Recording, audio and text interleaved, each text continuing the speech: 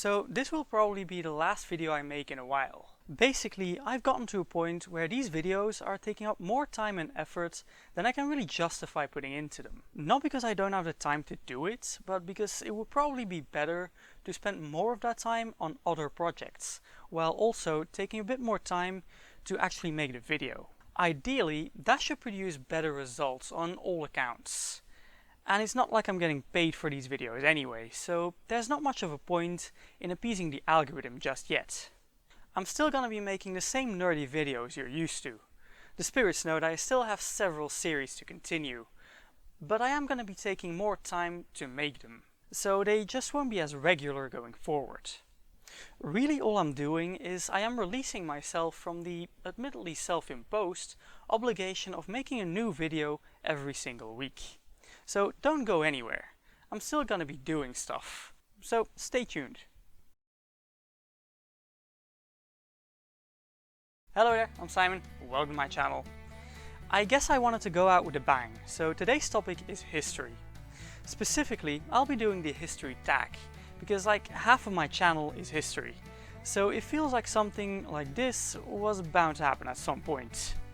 Now, you may remember a while ago when I did the Ginny D D&D tag, which was a bunch of questions about my D&D experience. To be quite honest, I really didn't have enough experience to actually do that tag yet. At least not to give a lot of replies that are actually interesting and varied. I mean, I've only been playing for like less than 3 years or so, but history is something that I've been interested in for basically my entire life. So I'll probably have a bit more to say in this tag. Anyway, today I wanted to do the history tag. Teensy little problem though. That's not really a thing yet. So I found a couple of so-called history tags, but those are either about books or internet history or like personal history, which is not at all what I wanted to do. So I took the liberty of making one myself. So I guess this is my contribution to YouTube tags. I don't imagine many people are actually going to do this, because the cross-section between people who do tags and people nerdy enough to talk about history seems to be quite small. Also, do people actually still do tags? I might be like a century late with this. So here goes nothing, I guess.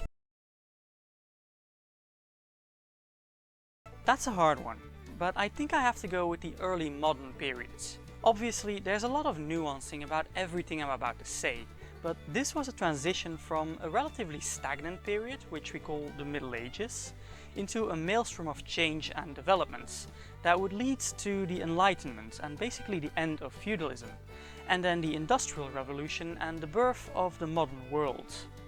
And all of that in like half the time the entire Middle Ages took. The early modern period is when Europe started to wake up from its slumber and decided to wake up the rest of the world with it. Also, it's when people like Da Vinci and Rodrigo Borgia lived, so interesting times to say the least. Leonardo da Vinci, without any shadow of a doubt. That guy was fascinating. Obviously, I'm a big fan of Leonardo. He was literally the only topic that I felt comfortable enough with to do a whole video about in Italian. Does he have his faults? Almost definitely. I'm not sure that I like that relationship with Salai, for example, but the man was a genius, and if I somehow got the chance to talk to him, I would seize it. There's a lot of options. The past is full of horrible things, so there's a lot that I might consider changing, but I'm actually not sure that it would have been different in the long run. For example, if I changed things so that Hitler wasn't an anti-Semite, who's to say that no one else would have taken his place? The fact that it got that far says a lot. Or take the eruption of the Vesuvius. As much as a massacre as that was, it's been great for archaeology, so I don't think I'd change that. Even Jack the Ripper. I mean, he was an absolute monster, of course, but that story is amazingly inspiring. So finding something I'd want to change is pretty darn difficult. In the end, I think I have to go with the fall of the Library of Alexandria. There's a good chance that it would have been destroyed later anyway, but perhaps there would be more left over. Japan in the Sengoku Jidai is very tempting, but I don't really speak any Japanese, and I don't exactly look Japanese either.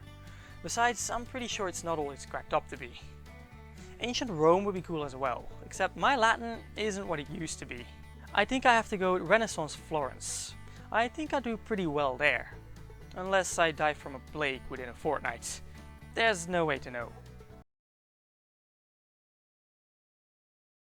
Asking the big questions. So I did pick these questions myself, but I did not pick them with any kind of prejudice. I did not pick questions that might be easy for me personally to answer. I think this one is proof of that. So what is the most significant event? You may accuse me of cheating for saying this, but I'm gonna go with the Big Bang. An event so significant in the history of space-time that we don't even have any idea what the blazes came before it. You could say that it made something of an impact. It says a lot about me that if I had the chance to learn anything at all from history, I would not pick something useful like flint knapping, or something cool like pamachom, but something nerdy like reading. But I would love to learn how to read ancient writing systems like Egyptian hieroglyphics or Linear A. So if I had to pick learning one single skill, I'm going with learning cuneiform, so I can read about the scams of Ea Nasir myself. Probably the death of Socrates. It would have been either a quiet monologue filled with wisdom, or an amazingly sarcastic tirade against the establishment, and either suits me. It would have been amazing to watch either way. Shogun by James Clavell. I've talked about it before and you should all read it. Full explanation right here. But around the time I was reading it, I was casually reading a history magazine, as you do, and my eye fell on an article about a ship called the Erasmus, which would go on to be called the Liefde. The point is that there was a ship called the Erasmus and it carried an Englishman to Japan, who would go on to be a samurai. Exactly as it goes in the book. So basically that book is like 90% historically plausible. I'm not gonna say it's accurate, but it's pretty darn close. For the longest time it was The Name of the Rose by Umberto Eco, but right now it has to be the aforementioned Shogun. That's a difficult one, because I'm never sure what can be considered obscure. It's the curse of knowledge. Just because I know about it makes it seem like everyone knows about it, so I don't know. For example, Aesopus, the ancient Greek fable writer. He wrote the first version of The Raven and the Fox. But maybe that's common knowledge at this point. What about Daddy, who performed the first magic trick? I mean, that was on QI, so I'm guessing a lot of people have heard of him. But how many of them care enough to actually remember? So I'm gonna go with the Clepsydra. Basically, ancient Athens had a so-called Clepsydra on the Agora. It was kind of like a fountain which would literally use water to keep track of time. We don't really know why it was there, but it's there. So I may or may not have written a pseudo-epillion about it at some point in the past. All of them. But I think I'm gonna say the American frontier. So basically, when all the colonists were making their way across the country in an attempt to make a new life in the West. Like, I feel like I pretty much know what was going on there on a large scale, but I don't fully get what life was actually like back there. So I'd love to learn more. Probably the Alexandrian dice. There's a dice dating back to like the 2nd century, which was found somewhere in Egypt.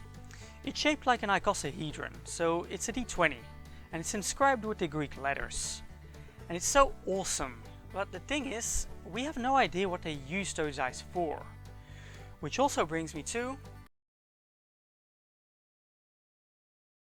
what those damn dice were used for. I need to know. How am I supposed to use these? It depends. It depends on what your goal is when you make the media. If it's your intention to just tell a story, I don't think it's necessary. But if you imply that you are attempting some level of accuracy, you should at least try to get it right. And if you intend to use this media to teach people stuff, you should definitely get it right. but in itself, I don't think it has to be the essence. However, sometimes sticking to the history can make the plot more interesting and more unexpected than initially intended. So I do think one should at least try to get historical accuracy. In part because of the whole Historia Magistra Vitae thingy, which means learning from the past for the benefit of our own life. So basically, we need to learn from our mistakes so we don't make them again. But it's more than that. It's not just learning from our ancestors how to behave ourselves and stuff like that, but it's also learning how the world actually got to where we are now. We can learn what happened before and why things are as they are, which says a lot about why things are that way, and it gives you a fuller understanding of why people react and act the way they do. Anyway, it's time for the YouTube thing. It's in the end, Squint Peeps, you know the drill. If you don't know what to comment, how about this? How about you? Feel free to do the tag for yourself and leave your own answers down below. Better yet, send me the links to your videos doing the tag. So all of you, consider yourself tagged. Specifically, I'm going to tag Red and Blue from Overly Sarcastic Productions and Mr. Terry History from A History Teacher Reacts. They are certainly at the top of my personal list of favorite history YouTubers, so I would love to see their answers. That'll do. I guess I'll see you next time.